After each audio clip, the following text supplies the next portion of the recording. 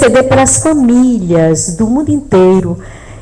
Eu fico assim pensando, me ocorre agora o pensamento de como seriam mais felizes as famílias se elas entendessem o Evangelho e o tema da noite de hoje, que é a necessidade da reencarnação, não é?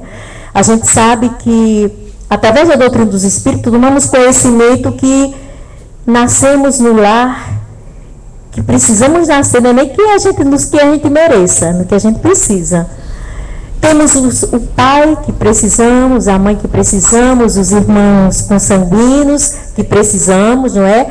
E aí na família é aquilo que eu falo sempre, a família é a primeira faculdade que nós conhecemos, não é? Porque é nela que, através do processo reencarnatório, a misericórdia divina nos dá a oportunidade para que a gente possa se reencontrar. E só a doutrina dos Espíritos para nos mostrar claramente isso. Porque é através da reencarnação, que muitas pessoas interpretam como sendo punição, e não é. Reencarnação é amor, é oportunidade que nos é dada por Deus, para que a gente procure ter mais tempo para fazer aquilo que é tão difícil, a reforma íntima, que a doutrina também fala tanto. Para que a gente compreenda primeiro a nós, para poder compreendermos os outros, para que possamos nos amar para amar o outro, para que possamos nos perdoar para perdoar o outro. Muitas vezes buscamos as nossas interrogações no outro, as nossas insatisfações, a culpa do outro, e não é, meus irmãos, meus amigos, está em nós, se a gente precisa buscar. E eu digo isso com experiência própria. A cada minuto, a cada instante, sendo espírita há tanto tempo, tentando ser, não é porque não é fácil, não. Não é fácil ser espírita, porque não é fácil colocar o Evangelho de Jesus em prática. Não é fácil. Eu digo para vocês com experiência própria, sem vergonha de dizer. Não é fácil. Por isso, não fique triste quando você... ai, meu Deus, já estou na doutrina, eu estou pensando em entrar, mas não melhorei ainda sinto isso, ainda sinto aquilo. É natural. Mas Jesus, na sua misericórdia infinita, nos dá, sim, oportunidade para que a gente aprenda. O Evangelho de Jesus deve ser nutrido por nós a cada instante. Porque só Ele é capaz de sustentar a cada um de nós nas nossas imperfeições, nas nossas insatisfações, nas nossas decepções. Só o Evangelho de Jesus. Tenha certeza disso. Então, desejando a todos uma reunião de muita paz, de muita luz, onde possamos absorver tudo que o nosso irmão vai passar para nós a respeito da reencarnação, a necessidade do processo reencarnatório. Nós vamos orar, cantando juntos, orando 2 vezes, a oração de Francisco de Assis, passando para o nosso querido irmão Amadeu, presidente da nossa casa, para que ele dê continuidade. E eu quero ficar aí sentada com vocês, ouvindo, aprendendo também na noite de hoje. Então, com muita alegria no nosso coração, na certeza de que as nossas orações e as nossas vibrações vão chegar a todos os lugares que nós falamos e naqueles que nós esquecemos.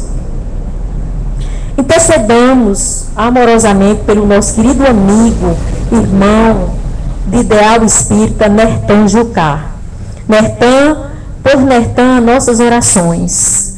Nertan tem feito muito pelo movimento espírita. Ele está dodói e ele precisa das nossas orações. Então nós vamos hoje entregar a Jesus, aos mentores espirituais da nossa casa, o nosso querido amigo irmão Nertan.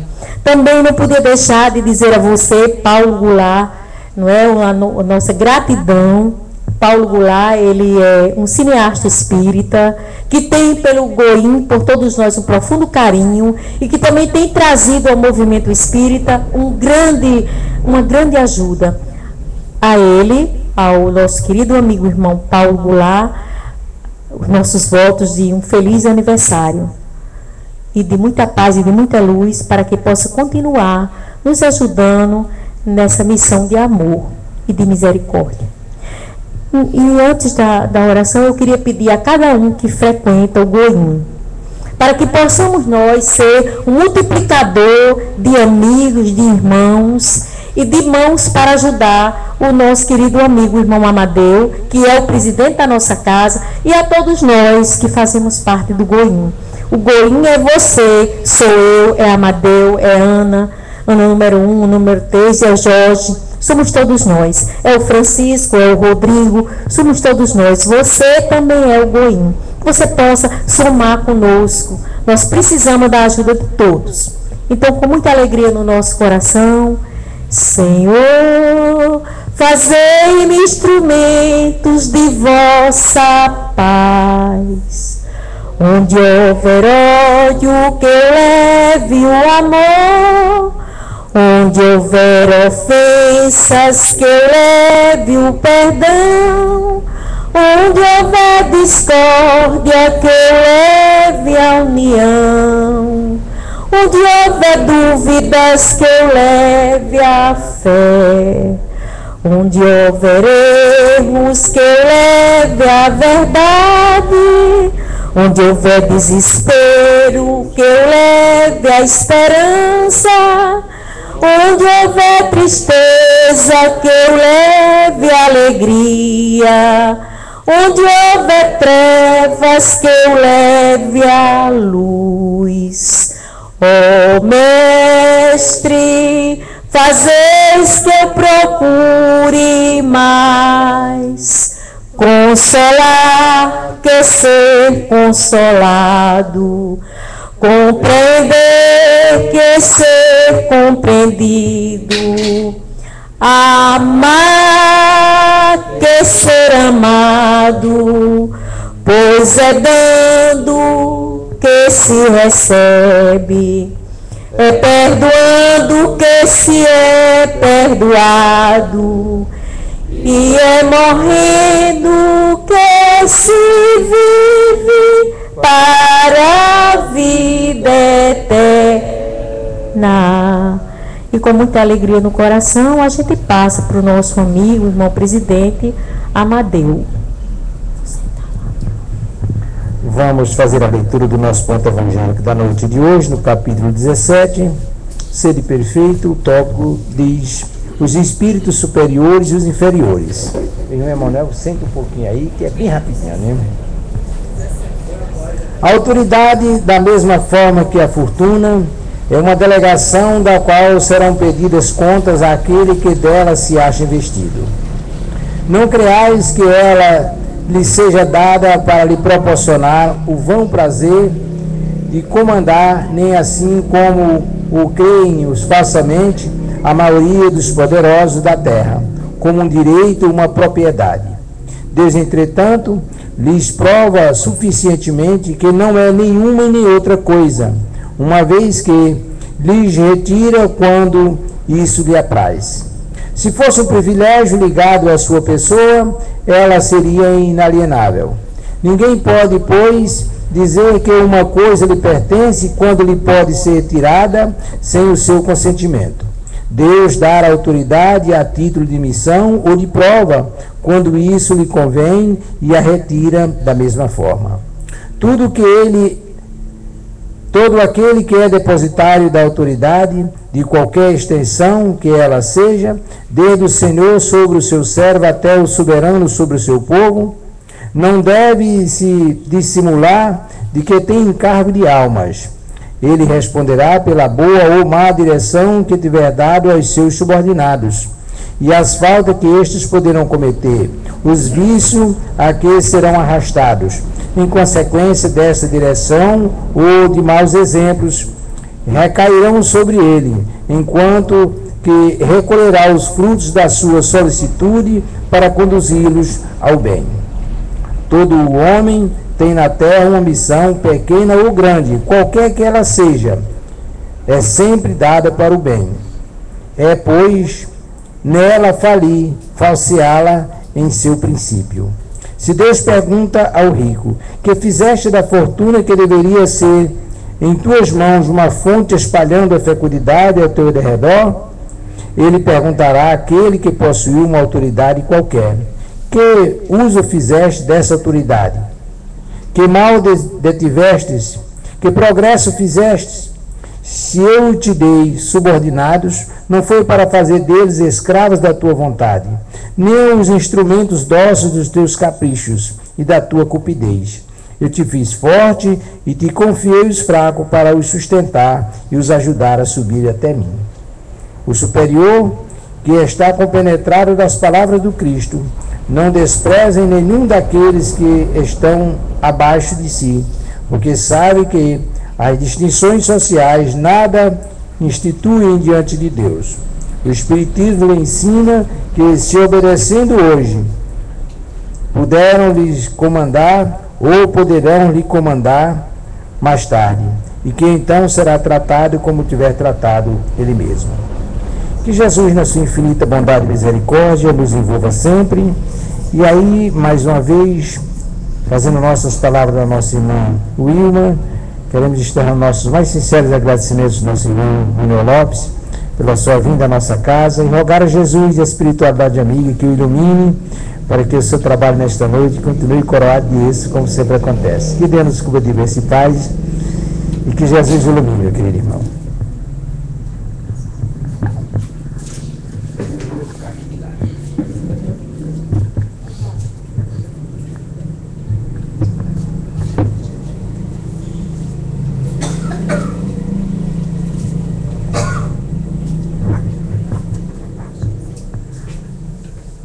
Estimados irmãos, prezados irmãos, muita paz em Jesus. O que nos traz na noite de hoje, justamente sobre a reencarnação, é acompanhar a lógica da reencarnação. Por que é que escolhemos essa palestra? Porque, sendo espírita desde 1975, de vez em quando aparece alguém que diz assim: rapaz, eu gosto demais do trabalho dos espíritas. Os espíritas trabalham, eles ajudam, eles fazem caridade, mas se o dia que eu tiver tempo eu vou colaborar. O dia que tiver tempo, nós temos tempo para tudo, sobra tempo. Mas tem gente que prefere mais a novela, prefere mais alguma coisa que esteja assistindo. Amanhã eu vou, depois eu vou, e hoje está chovendo, eu não saio de casa. E espírita tem que ser bom até debaixo d'água.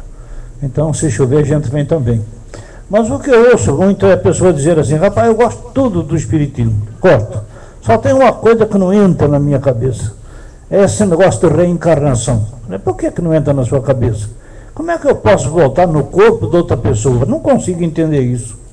Acontece que ninguém volta no corpo de outra pessoa. Cada pessoa volta no novo corpo, do qual vai ter necessidade para a nova reencarnação, para a nova existência. Eu sempre digo que há uma necessidade muito grande de se entender Deus. Eu tinha 4 anos de idade, meu pai era mestre de obras em estrada em Portugal, a família vivia muito abastada, muito bem.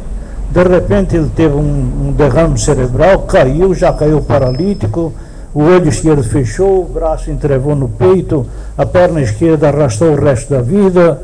A minha mãe gastou o que tinha para poder ajudá-lo, não conseguiu mais nada. As minhas irmãs foram trabalhar com empregada, minha mãe também há dias, e meu pai terminou os dias dele pedindo esmola de porta em porta. E eu fui apanhado por um sargento do exército português que me criou dos 4 até aos 20 anos, quando vim para o Brasil. Então, graças a Deus, nunca senti falta de nada. Mas doía demais encontrar o pai biológico numa porta com um saco nas costas, com batata, com cenoura, com aquilo que davam, e pedindo esmola, e realmente eu nunca esqueci aquilo. E só pode ter sido por intuição dele que nós criamos o Armazém da Caridade, que é o que a nossa irmã Wilma disse, realmente uma das instituições de maior credibilidade em Natal. Por 2 motivos principais. Primeiro, tem até lá no muro do Armazém da Caridade. O Armazém da Caridade aceita todo e qualquer tipo de doação, menos dinheiro. Nós nunca pusemos a mão em dinheiro. 19 anos. Nunca pusemos a mão em dinheiro. E o outro, qualquer membro da diretoria que se envolver com cargos da política eleitoral será imediatamente afastado. Porque não faltava gente que dizia: rapaz, você tem tudo nas favelas, todo mundo conhece você, você se candidata a vereador, rapaz, é eleito logo, vai ser bom para a doutrina espírita, vai para a doutrina espírita, pode ser, para mim é que não vai ser, porque eu vou acabar perdendo a minha alma por causa disso. Então não dá. Eu sempre achei que político devia ser voluntário, ou deveria ser um missionário. a obrigação de cuidar pelo povo, mas o interesse é outro, completamente diferente. Então, paciência, continuaremos sempre assim. E aí, então, a pessoa não entende a reencarnação. Há um caso, inclusive, na literatura espírita, e o espírito estava vendo numa tela, e o mentor espiritual ia mostrando, como ele ia ser na atual existência. Então, quando ele chegasse já maduro, já jovem, já moço, já homem, ele iria ser realmente esbelto, assim mais ou menos como eu, alto, cabelo ondulado, olhos verdes, ia ser um perfeito. Mas ele havia errado na existência anterior pela vaidade. Ele se perdeu na vaidade. Então ele voltava daquela forma para tentar vencer a vaidade na nova existência, na nova reencarnação. E perguntou para o mentor espiritual: eu não podia voltar pelo menos coxo de uma perna? E por que você quer voltar coxo de uma perna? Não, pelo menos teria alguma coisa que me segurasse a vaidade, que pelo menos era coxo, era manco. Não, você vai ter que voltar assim e superar as suas deficiências dessa mesma forma. Superar a vaidade que você sempre teve. Reencarnação o quê? É misericórdia divina, porque a gente está, por exemplo, nas religiões todas, e se a gente tentar explicar alguma coisa, ou alguém quiser, não consegue. Por exemplo, por que desse lado do mundo nós vivemos relativamente muito bem? Por que do lado do Oriente, na Índia, no Paquistão, existe uma miséria, meu Deus do céu, que é uma tristeza? Madre Teresa do Calcutá que o diga, cuidando daqueles leprosos que ela cuidou durante anos e anos. A Madre Teresa era católica. Nós não temos preconceito nem intolerância. Temos o reconhecimento que foi um dos maiores exemplos da prática da caridade que o mundo conheceu.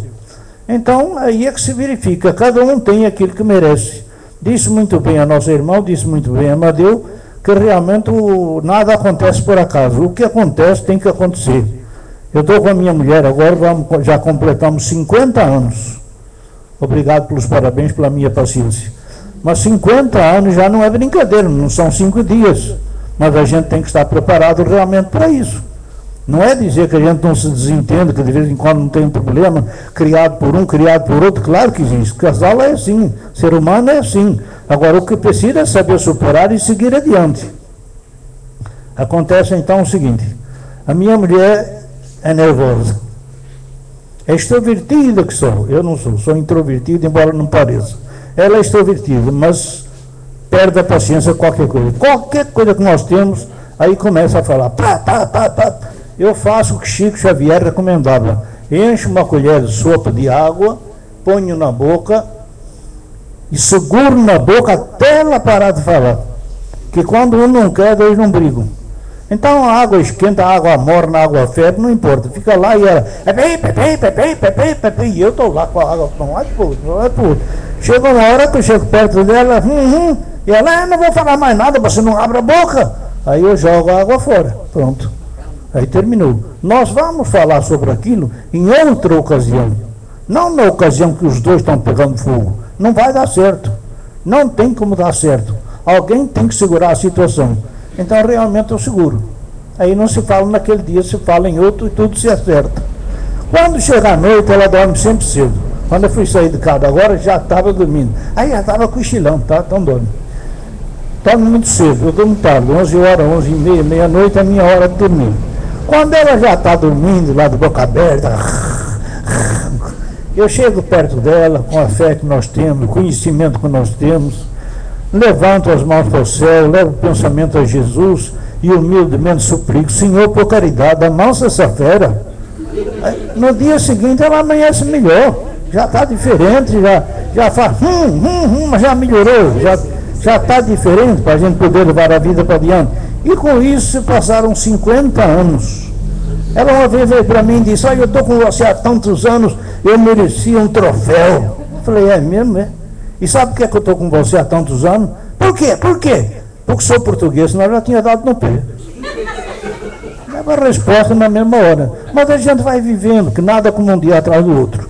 Então vamos à reencarnação. Deus, pela sua infinita misericórdia, nos concederá tantas quantas existências forem necessárias, até que um dia, pelo amor ou pela dor, a gente encontre o verdadeiro caminho. E um dia a gente realmente encontra. A maior de todas as ignorâncias é rejeitar uma coisa sobre a qual você nada sabe. Tem gente que não quer nem ouvir falar no Espiritismo, mas não sabe o que é Espiritismo. Tem um pequeno livrinho chamado O Espiritismo, de Allan Kardec, e nele tem uma passagem que um padre desafiava Allan Kardec para fazer um debate público. Allan Kardec não via necessidade nenhuma do debate público, como nós não vemos também hoje. Nós temos realmente como conversar com quem quer que seja, porque a doutrina espírita é uma doutrina raciocinada.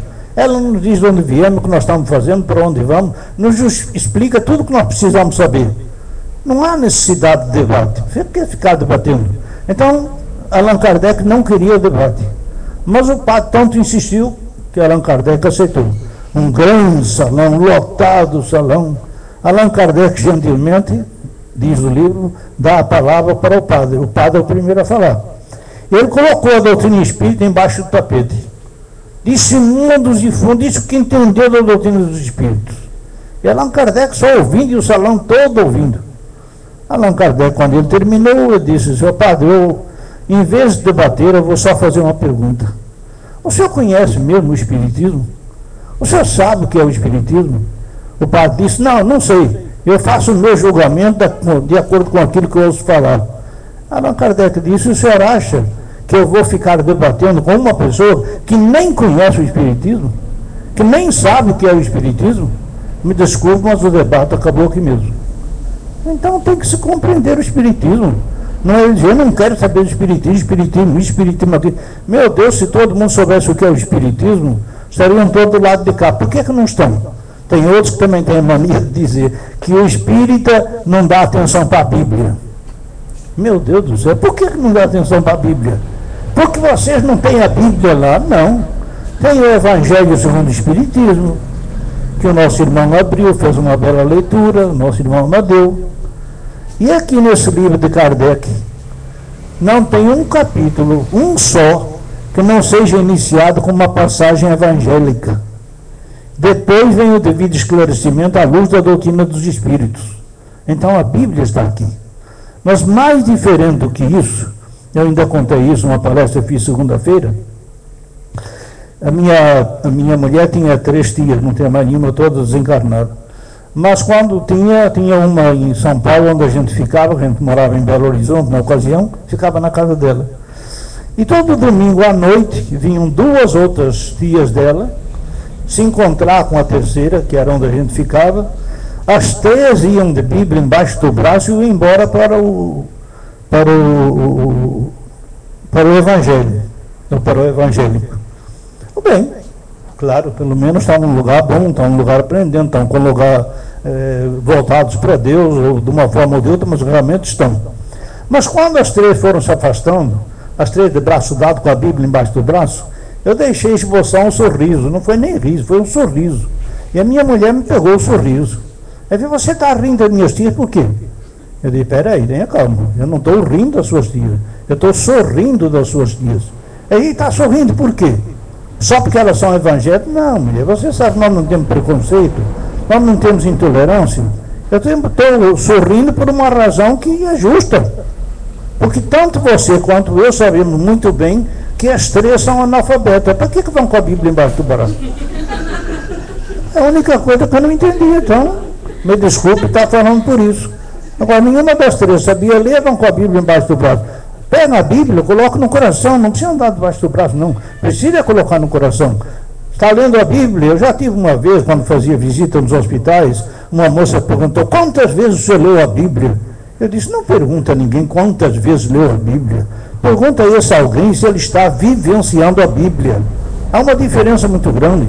Tem gente que pode ler 20 vezes e não resolve nada. Tem gente que nunca leu e tem um coração caridoso que só. Mas vamos começar, porque senão vai uma coisa atrás da outra e nós não começamos.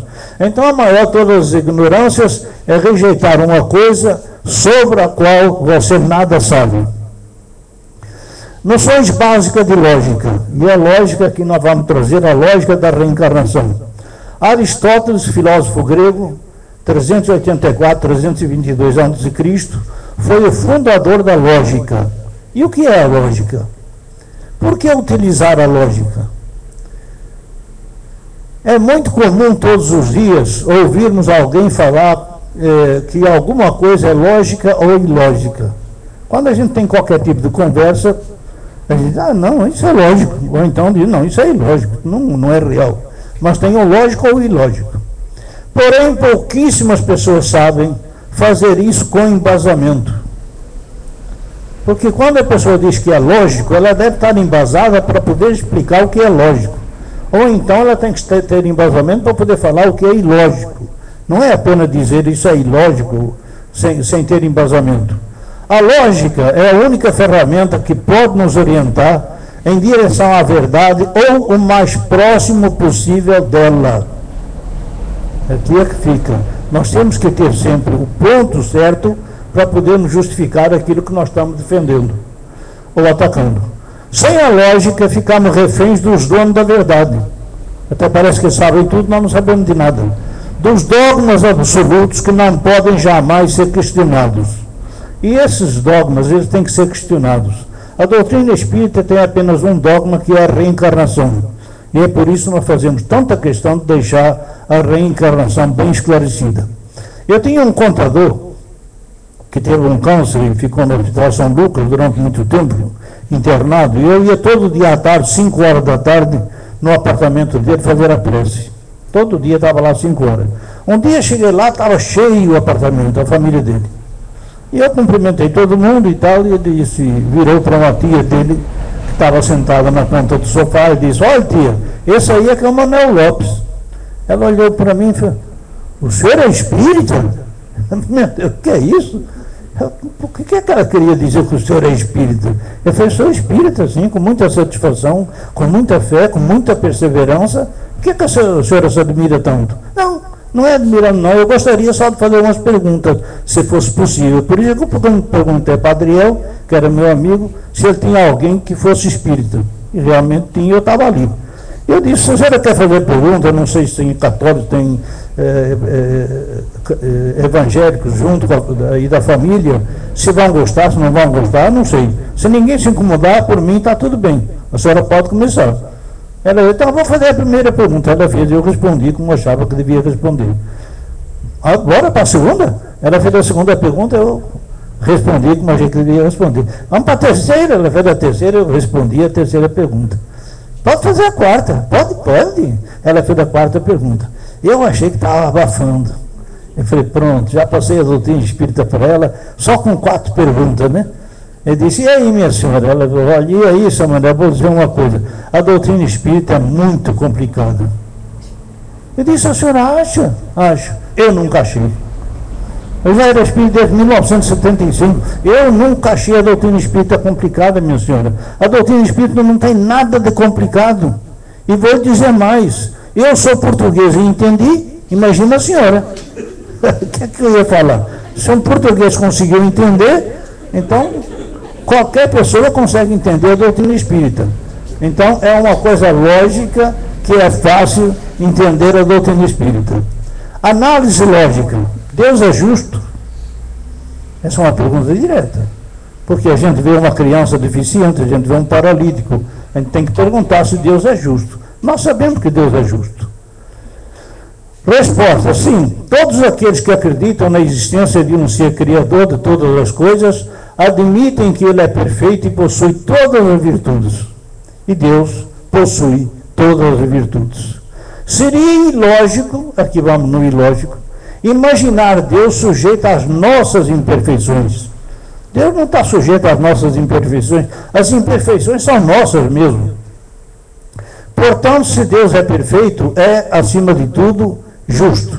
É tão justo que nos concederá tantas existências quanto forem necessárias, até que um dia, pelo amor ou pela dor, a gente encontra o caminho do bem, o caminho do amor, o caminho da paz, o caminho da perseverança, tudo, acima de tudo, irmãos. Observações, justiça é a virtude de dar a cada um aquilo que é seu. Isso vem para o dicionário Aurélio, e nada mais é do que justiça, é a virtude de dar a cada um aquilo que é seu. Premissa número 1, Deus é justo. Pronto. Análise lógica. 2, seria justo impor um sofrimento a alguém sem que este tenha merecido tal sofrimento? Aí é que eu chego no ponto de dizer, eu tinha 4 anos, meu pai era mestre de obras em estrada, a família era abastada, teve um derrame cerebral, caiu paralítico, terminou pedindo de esmola na porta em porta. Dali para frente eu fiquei perguntando, que Deus é esse? Onde é que está a misericórdia de Deus? Onde é que está a vontade de Deus? E quem consegue explicar isso?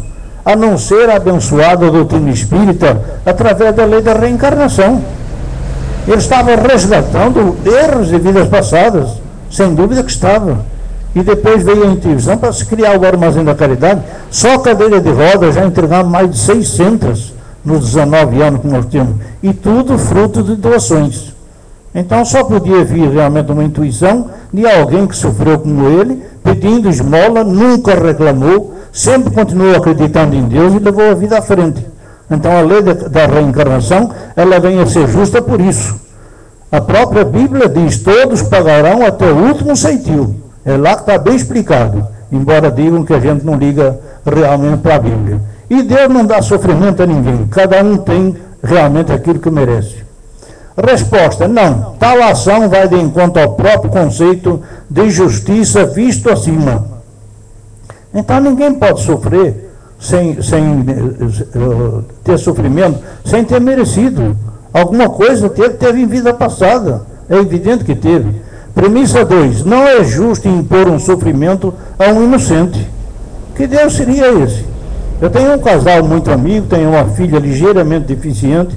Já perguntei, vocês perguntaram na religião de vocês por que a menina nasceu assim? Já. E o que é que disseram? Disseram que ela nasceu assim para poder mostrar aos outros que é necessário praticar a caridade. O quê? Arruma outra resposta que essa eu não engulo. Mas como é que nasce deficiente para mostrar para os outros que é necessário praticar a caridade? Jesus há 2000 anos ensinou que era necessário praticar a caridade. Amar o próximo como a si mesmo. Meu Deus, deixou tudo. Agora vai mandar uma menina imperfeita ou deficiente por causa disso. Análise lógica. Conclusão. Deus não pode ser justo e cometer injustiças ao mesmo tempo. É evidente que não pode. Se existisse apenas uma vida, então Deus estaria impondo a alguns, desde o nascimento, sofrimentos terríveis sem que os mesmos tenham merecido. Meu Deus, não pode existir esse juízo final. No juízo final está um jovem que nasceu numa família abastada, que lhe deu educação, que lhe deu orientação, que lhe deu roupa, lhe deu comida, lhe deu conforto, deu tudo. E ao lado dele está um que nasceu numa favela, que não teve nada, passou fome, viveu na miséria, a família se prostituiu. Como é que Deus ia fazer o julgamento? Se os dois nasceram completamente diferentes? E se é Deus que os coloca? Ia julgar como? Não, você vai ser castigado, porque vai ser castigado, porque não pode. Deus o colocou assim porque ele merecia ter vindo assim. Então essas diferenças realmente a gente tem que perceber, mas o espírita tem o conceito de amar a todos, não só os espíritas, mas a todas as religiões, tudo que é feito. Falaram aqui agora, por exemplo, em panelão de sopa, não foi? Que vão começar a sopa noturna. Quando começar a sopa noturna, por acaso alguém pensa que aqui alguém vai ficar perguntando, você é católico? Não pode comer sopa. Você é evangélico? Não pode comer sopa. Conversa é essa? Todos nós somos irmãos em caminhada, são todos iguais para nós na doutrina espírita, não existe diferença nenhuma. O que existe é a lógica da doutrina. Deus estaria assim sendo injusto, sem dúvida que estaria sendo injusto, e Deus não é injusto. Pronto. Aqui a gente bate o olho e já fica penalizado. Como é que uma criança pode ficar sem uma perna? O que é que ela fez? Aí diz, não, mas isso é tudo a doutrina espírita que inventa. Inventa o quê? Na Bíblia tem a passagem que leva um cego à presença de Jesus, todo mundo conhece isso, e alguém perguntou, Senhor, o que foi que ele fez ou fez o pai dele para ter nascido assim, cego de nascença? E Jesus, há 2000 anos, não podia ser mais claro, respondeu, ele não fez nada, o pai dele nada fez. Mas é necessário que essas coisas aconteçam para que se cumpram as leis de Deus. Então é a lei de causa e efeito. O mal que nós fizermos, nós colheremos. Não podemos livrar dele. Agora, graças a Deus, nós não temos lembrança do que fomos em vida passada. Eu faço ideia, eu fui infelicíssimo no primeiro casamento. Chorei as lágrimas que Deus conhece. E não merecia agora. Mas, no entanto, superei tudo, nunca tive uma palavra de acusação, de nada. Perdoei 3 vezes, não adiantou nada. Já tinha 2 meninas, uma com 3 anos, outra com 8 meses. Levei na casa da sogra para criar. A sogra me colocou para dentro de casa como filho, porque eu aqui era o filho. E eu não conhecia a doutrina espírita. Mas, mais uma vez, eu não conseguia entender por que Deus fazia isso comigo. Mas daí agora eu entendo quem é que eu devo ter sido em outra vida. Devo ter sido mesmo aquele alto, aquele de olhos verdes, aquele cabeludo, aquele bom de conversa com as mulheres e infelicitando um monte de gente, depois vem pagar. É claro que vem resgatar. É a lei de causa e efeito. Então, alguma coisa, na verdade, não diga essa criança, esse espírito, que não é novo que nem ele, não. O espírito já tem muito tempo. Então, vem para resgatar e resgata. Porque algumas pessoas já nascem defeituosas ou doentes e outras não? Alguém tem que responder? Pode responder? Só pode responder a doutrina espírita, mas ninguém. Como é que Deus agora coloca, uns atravessam a vida com relativa saúde, outros já nascem doentes a vida inteira, outros já vêm defeituosos, já vêm cegos, já vêm surdo-mudos, já vêm paralíticos, já vêm enjeitados. Meu Deus, ninguém está em lugar nenhum errado, cada um está no lugar que merece. Seria justo que Deus fizesse pessoas sofrerem desde o nascimento por algo que elas não fizeram ou pelo que outras pessoas fizeram? Isso não existe. A pessoa responde por aquilo que fez. É por isso que eu, fazendo essa palestra, eu sempre lembro, a gente tem que se preparar para o momento, para o dia do desencarne. Eu canso de dizer para a minha mulher, 50 anos de casado, vamos para 51, mas eu sempre digo a ela, olha, se prepare, você é 12 anos mais nova do que eu, é natural que eu vá primeiro. Agora, como ainda não acabou a gentileza, eu dou a gentileza para você ir primeiro, se quiser. Eu não tenho pressa. Se você quiser ir, você pode ir. Mas eu fico aqui e vou aguentando. Então, nós não podemos responder porque outros fizeram. Nós temos que acompanhar e ter paciência para levar realmente adiante. E preparar para o momento do desencarne. E eu ainda digo para ela, a única coisa que eu lhe peço, lembre-se de mim com saudade, se você sentir saudade. Como pessoa boa que você conheceu, que ajudei tanto você também, entende? Lembra assim, não lembre de mim chorando, não, pelo amor de Deus. Mas, homem, como é que eu não vou chorar? Não chore, não. É só o que eu lhe peço. Você chora feio para o diabo. Ave Maria. Ela uma vez perdeu um irmão, quando a mulher começou a chorar, parecia que o mundo ia acabar. Eu não quero isso, não. Eu quero ficar em paz lá do outro lado, seguir a minha vida espiritual, esperar você com calma, ainda eu tenho paciência. E espero por você. Agora, não chore não, porque você chora feio demais. Comentários. Qual é a explicação para as pessoas que nascem defeituosas, paralíticas, doentes ou cegas, enquanto outras nascem perfeitas e saudáveis? Essa é uma das grandes perguntas para a doutrina espírita, que se pode fazer em outra doutrina que não tem resposta. Ou se tiver resposta, ela não agrada, ela não satisfaz. Por isso a doutrina espírita tem todo esse esclarecimento. Na foto ao lado nós vemos 2 crianças. Por que uma delas é perfeita e a outra paralítica de nascença? Por que uma já nasce com esse sofrimento e a outra não? Tem que haver uma resposta. E uma resposta realmente que satisfaça a lei de causa e efeito. Uma não precisou vir paralítica nem aleijada, mas a outra precisou. E vai atravessar conhecendo isso e quando voltar já resgatou. Não sei se alguém conhece, mas acho que não. As casas espíritas André Luiz em São Paulo, você conhece, Madrinha? A senhora conhece, né? Pronto. As casas espíritas em São Paulo têm crianças de um estado que realmente é de doer, precisa muita força, muito coração para poder entrar. Mas tem inclusive locais em que só entra com autorização. Então eles consultam a espiritualidade, a pessoa pode entrar. E eu entrei. Meu Deus do céu, eu vi jovem com 12 anos, 13, 14 anos no máximo, sentado, comendo as fezes. A gente fica pensando, meu Deus, como pode uma coisa dessa acontecer? Não é normal, mas não é normal mesmo. Mas realmente é triste ver uma coisa dessas. E a gente vê coisa dentro das casas espíritas de André Luiz, que só o espírita é que é capaz de cuidar. Só o espírito é que tem amor suficiente para poder abraçar uma causa dessa natureza, porque conhece muito bem a lei de causa e efeito. Se houvesse apenas uma vida e tivéssemos como objetivo atingir a chamada salvação, não podíamos atingir numa vida só, não. Atingimos assim, em vidas sucessivas, é a lei da reencarnação, até conseguimos encontrar a salvação. Por que então alguns nascem com mais condições para atingir esse objetivo do que outros? É um merecimento espiritual, isso já vem lá de cima, já vem tudo traçado, já vem tudo pronto.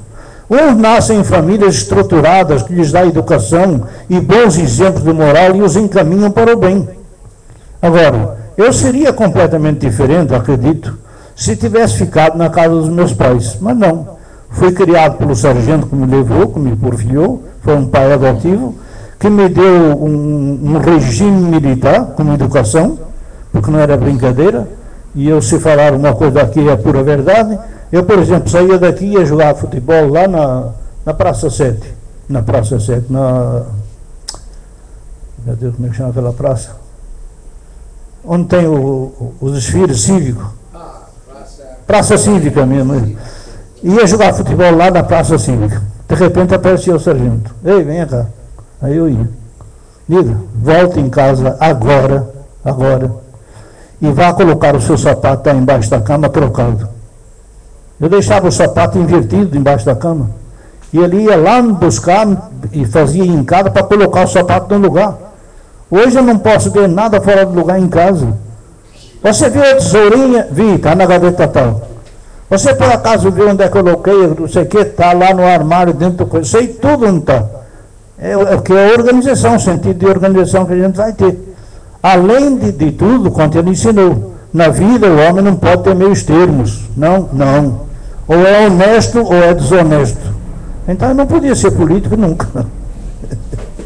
ou é amigo ou não faz amizade. Entende? Ou se casar, casa para fazer a mulher feliz, vive bem, ou então nem case, fique solteiro. Porque ele realmente era solteiro, e fiquei com ele aqueles 20 anos. Então passou uma educação cuja complementação, ou cuja continuidade, eu vinha encontrar na doutrina espírita. O que me faltava saber mais depois, eu vim saber na doutrina espírita, porque isso aí ele não passava para mim, porque ele não era espírita. Então, uns nascem em família estruturada, que lhes dá educação e bons exemplos de moral, e os encaminham para o bem. E isso é necessário. Os dias de hoje são muito perigosos, as drogas estão soltas aí, tem gente que não liga para nada, deixa correr tudo. Quando apareceu o evento da televisão, eu já dizia naquela época, a televisão vai ser um bem dentro de casa, vai ser uma beleza, vai ter passatempo. Agora, vai desestruturar a família, vai afastar a família. Conversa, não vai o quê? Vai ver hoje, chama a mulher na hora da novela, a ver se ela vai. Chama o marido na hora do Fla-Flu, a ver se ele vai. Os filhos já não é assim, já nem televisão mais querem. Agora é tudo com os aparelhinhos. Vem a minha filha de Brasília com o marido e com os 2 filhos. A gente não consegue conversar, meu Deus. É o tempo todo com aqueles aparelhos, 4. Até na hora da refeição eles estão com o aparelho. Larga o aparelho, dá uma garfada e continua com o aparelho, ninguém conversa nada. E eles vêm de Brasília para cá, a gente quase que não conversa. Quando vão, a gente nem sente saudade, já vão tarde. Ave Maria, pelo amor de Deus, não pode. Eu aprendi a mexer com o computador com esse meu neto que hoje está com 14 anos, tinha 8. E ele me ensinou a mexer com o computador. Eu disse para ele, rapaz, você é um gênio, sabia? E vovô? Porque você com 8 anos ensinar um português a mexer com um computador, você é um gênio. Aí chamei a mãe dele, é um gênio, menino. Ele mexe com tudo, pai. Pois é. Então vamos fazer o seguinte agora. Você senta aí, eu sento aqui onde eu estou, eu vou fechar os olhos e você faz um Pai Nosso. E fechei os olhos e fiquei esperando. Cadê o Pai Nosso? E aí? Vovô, não sei. O quê? Você não sabe fazer um Pai Nosso? Não. Falei, Cláudia, o que está acontecendo? Ave Maria, uma tristeza, viu? A partir dali realmente mudaram os modos, porque não dá para continuar assim, uma criança com idade não saber fazer o Pai Nosso. Outros nascem em famílias desestruturadas, a gente vê a miséria aí, no meio à extrema miséria, sem nenhum tipo de referencial moral, às vezes vítimas já cedo de violência e todos os tipos de mazelas. Realmente já vem trazendo tudo. Por quê? A criação deles, onde foram colocados. E não são colocados aí por acaso. É isso que a gente tem que perceber. É por isso que o espírita realmente se preocupa tanto. E não tem uma casa espírita que se preze, que não tenha o seu trabalho social. Todas têm, mas não é só para a doutrina espírita, não. Nós, do Armazém da Caridade, a maioria aqui deve saber, realizamos todos os anos o Natal com Jesus. 12 anos já realizamos, já passaram mais de 10 mil pessoas por esse Natal. Feito com toda a dignidade. Cada família tem a sua mesa reservada. Família de 4, família de 6, família de 8, família de 10, família de 12. Cada família tem a sua mesa individual. São servidos à mesa. Tem coral, tem artista, tem palhaço, tem fogo de artifício, tem cesta básica, tem roupa, tem tudo, mas todos são de todas as religiões. Porque todos somos irmãos em caminhada evolutiva. Não é só o espírita que é irmão, não. Todos são nossos irmãos. Além disso, mesmo enfrentando todas essas adversidades, tais pessoas ainda teriam que ser julgadas após a morte e poderiam até mesmo ser condenados à pena eterna. Ave Maria, pena eterna. Que Deus, pelos erros que cometeram em apenas uma vida, era castigo demais, era tristeza demais. Quanta desventura e quanta injustiça. Então a doutrina espírita põe os pingos nos is, explica realmente como tudo é. E o que a pessoa precisa é ler. O Evangelho segundo o Espiritismo, como nós dissemos, nos dá a resposta que nós precisamos ter. O Livro dos Espíritos, também de Kardec, tem 1019 perguntas e respostas que nós ficamos compreendendo perfeitamente o Espiritismo. Não é um livro para ler como um romance, não. É para ler um pouco, uma noite, 2 perguntas, 3 perguntas, adormecer pensando, inclusive, nas devidas respostas, e por aí nós vamos tendo realmente a ideia do que é a doutrina espírita. Além de serem injustiçados pela sociedade, seriam injustiçados pelo próprio Deus. Imagina, só faltava agora serem injustiçados por Deus. Deus é Deus, acima de tudo, e nós, na verdade, é que estamos em caminhada evolutiva e temos que responder por tudo aquilo que fizemos. Aqui nós vemos esse casal. Como explicar o caso de pessoas que, mesmo tendo sido boas durante toda a sua vida, são surpreendidas com doenças terríveis? Tem que haver explicação, meu Deus, senão não dá. A gente não pode perder os parentes, perder os entes queridos. A gente tem que estar preparado para isso, para saber perder também, porque é difícil a gente saber perder. A gente só sabe ganhar, agora perder é difícil saber perder. Eu tive uma vez uma amiga da minha filha de Brasília. Minha filha telefonou e disse que a amiga tinha perdido o pai. Estava lá no velório, lá na rua São José. E ela tinha telefonado para a minha filha, para a Cláudia, para se eu podia ir lá dar uma força a ela e tal, um conforto. Eu disse, eu vou. Eu peguei, fui procurar a menina lá e fui levar o conforto. Conversei com ela em particular. E era o pai que ela tinha perdido, a dor realmente era muito grande. Aí depois eu fui no livro do velório, e eu não gosto só de colocar o nome e o telefone, eu deixo uma mensagem sempre. Então viemos embora, passado dia a minha filha telefona de Brasília, olha, a minha amiga, lá que você foi lá dar o conforto, eu sei, ela disse que o filho dela está começando a ver vultos de noite, de dia, se você pode ir lá levar um esclarecimento, dar uma ajuda. Eu falei, claro que posso. E ela pediu para agradecer a você também, porque gostou demais do que você deixou escrito no livro de vibrações lá do velório. Eu falei, tá bom, tudo bem, deixa comigo. Aí, pronto, desliguei, fui, a mulher já estava na mesa para almoçar, eu sentei para almoçar, foi claro que ela queria. Nada, telefonou para dizer que a amiga agradeceu muito, porque nós fomos lá, e pela mensagem que eu deixei no livro de velório. Aí diz a minha mulher assim, o que é que você escreveu? Por que ela tinha que saber o que é que eu escrevi? Aí diz, por que você escreveu? Eu não conhecia ele, eu escrevi mais ou menos assim, siga em paz, você que entre nós foi um homem de bem. Aí o pior veio depois. Diz ela assim, se fosse o meu, o que é que você escrevia? Olha, eu falei, mulher, quase parecido. Eu colocaria assim, ó, siga em paz, você que já vai tarde. Ah, meu Deus, cada pergunta. Então, mesmo tendo sido boas durante toda a sua vida, são surpreendidas com doenças terríveis. Ou ainda são vítimas de terríveis acidentes. Tem gente que não consegue entender como é que aconteceu, como é que... Todo mundo sabe as leis de causa e efeito, como elas acontecem. Enquanto outras passam por toda a vida sem conhecer tal infortúnio, poderíamos alegar azar de uns e sorte de outros? Não existe, isso aqui não é loteria, não. Isso aqui é vida mesmo e muito séria. Temos que compreender que não é azar nem sorte. É o que cada um merece, é o que cada um tem. Se nós fôssemos criados por Deus no momento do nascimento e não existissem vidas anteriores, qual seria o critério que o Criador usaria para escolher quem seria saudável, perfeito e quem seria deficiente, cego, etc.? A grande pergunta, tá, engloba tudo aí. Deus ia se basear em quê? É questão da lógica.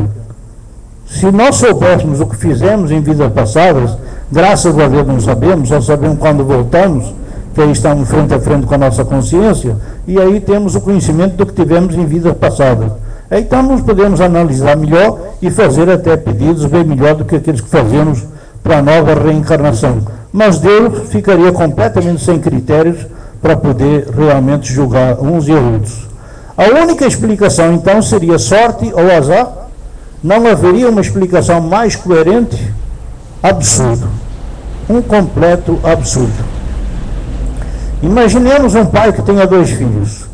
A um deles dá carinho, educação, roupas, alimentação, etc. Ao outro não dá carinho nem educação. Pelo contrário, o trata de forma agressiva, impondo-lhe todo tipo de sofrimento desde a infância. Isso é um pai?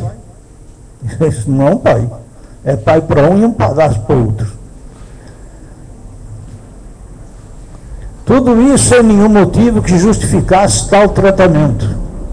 Na família a gente tem que se tratar. Há uma coisa muito importante que pode ser tocada nesse instante também, que na família às vezes nós temos um que é o chamado ovelha negra, seja lá quem for. Pois esse ovelha negra é inimigo de vida passada, colocado dentro da própria família, para que a gente se estruture, para que a gente saiba compreender, saiba perdoar, saiba amar. Foi o que o Cristo realmente deixou dito: amai-vos uns aos outros como eu vos amei. No entanto, dentro da própria família tem gente que se odeia, mas tem mesmo. Mas com uma doutrina como a doutrina espírita, isso realmente nem existe, nem pode existir. Seria justo? É claro que não. Ora, se não é justo que um pai proceda dessa maneira, será que Deus, sendo infinitamente sábio, poderia agir assim? Não. Deus jamais agiria assim. Evidentemente que não. Outros dizem que sofremos devido ao que nossos pais ou antepassados fizeram. É outra incoerência, né? Porque é como a história que eu contei do cego. O que foi que ele fez o pai dele para ter nascido assim. Jesus foi muito claro, ele não fez nada, o pai dele nada fez. Mas é necessário que assim aconteça para que se cumpram as leis de Deus. Ou seja, um vem na aprovação, o outro vem na expiação. Eu uma vez fui levar 2 cadeiras de roda em Massaranduba, até muito curioso, porque as 2 cadeiras de roda eram para a mesma residência. O chão era de cimento, mas eram 2 irmãos. Na época, um tinha 23 e o outro tinha 27. Os 2 com as pernas negras de se arrastar pelo chão, pela casa toda. Quando nós chegamos com as 2 cadeiras de rodas, e eles pularam para as cadeiras de rodas para cima, os 2 surdos, mudos e paralíticos. E eles urravam de alegria por ter a cadeira de roda.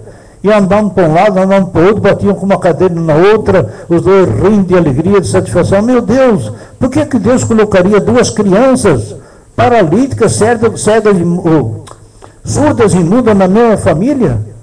É claro que não tem, só tem explicação na lei de causa e efeito e a reencarnação. Na outra vida, aí eles vão andar à vontade, vão ficar realizados, ou até mesmo pelo pecado original cometido por Adão. Agora ligam uma coisa com outra. Novamente pergunto, teria sentido alguém pagar pelo que outra pessoa fez? Não teria. Isso aí é o meu avô e eu quando era menininho. Imagina uma pessoa sendo presa porque seu pai cometeu um crime e a polícia não conseguiu prendê-lo. Só faltava agora um fazer o crime e outro ser preso. Então o filho que seria inocente teria que pagar pelo crime do pai. Seria Deus assim tão injusto? Mais uma vez a resposta é não. E com isso nós compreendemos bem a lei da reencarnação. Então a resposta lógica da reencarnação nós a colocamos aqui nessa noite e esperamos que tenha servido realmente para estudo. Mas como eu sou muito irreverente, eu gosto de terminar sendo de uma forma um pouco diferente. O estudo fica, a gente guarda, mas tinha um casal que não vivia muito bem, não se dava muito bem. E aí o marido comprou um papagaio novinho, e tinha um quarto lá nos fundos da casa, ele levava o papagaio e ficava só lá, num poleiro. E ele ia para lá, passava horas todo dia com o papagaio.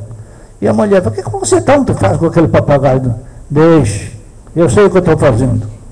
Lá ia ele, ficava horas com o papagaio. Aí quando o papagaio já tinha crescido, estava pronto, ele falou, está trazendo o papagaio para dentro de casa? Estou. Agora ele está pronto. Aí colocou num poleiro lá, colocou no poleiro, quando a mulher passou, a primeira vez que a mulher passou, o papagaio pendurou-se no poleiro, tomara que essa mulher morra. Olha o que ele ficou ensinando aqueles anos todos para o papagaio. E o papagaio, tomara que essa mulher morra. A mulher passava para cá, tomara que essa mulher morra.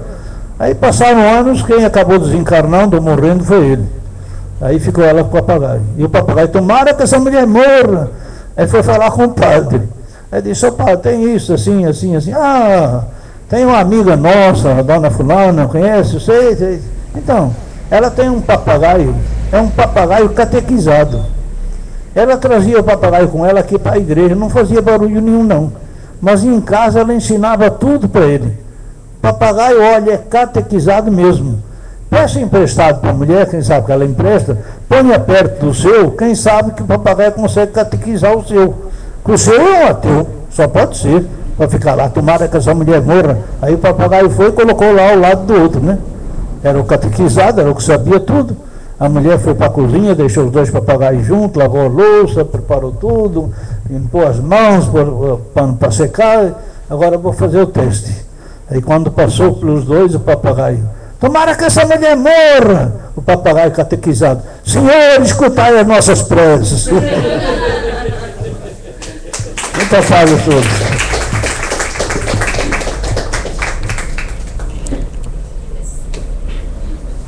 Meus queridos irmãos, que as bênçãos e o amor de Deus, nosso Pai, continue desenvolvendo. Esse irmão Manuel Lopes é uma figura extraordinária. Quanta beleza, quantos ensinamentos, mas da maneira tão peculiar, tão fácil de dizer as coisas, tão instrutivas. Parabéns, meu querido irmão. Que Jesus continue te iluminando nessa trajetória e sempre. Nós queremos perguntar aos irmãos se alguém está fazendo tratamento, se vai precisar daquela assistência espiritual hoje à noite.